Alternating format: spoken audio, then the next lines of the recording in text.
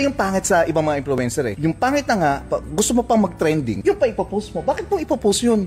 Did you have to retract a lot of statements or postings? Minsan, ang viewers hindi naiintindihan na hindi kami involved dun sa mga bagay na yon. So, kami ang binabalikan. Minsan, kinakailangan namin i-retract siya or i-delete siya just to mamatay na lang yung issue. Kayo yung binabash? Yes. How do you deal with the bashing? Yung usually na useless, mostly hindi namin sinasagot.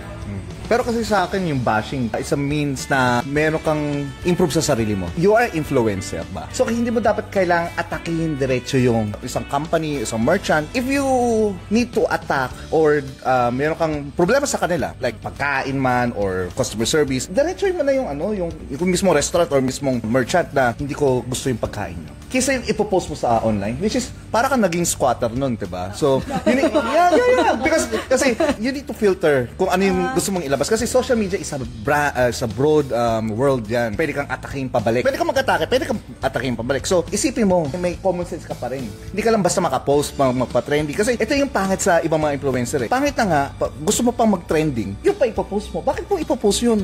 This is Under the Sun.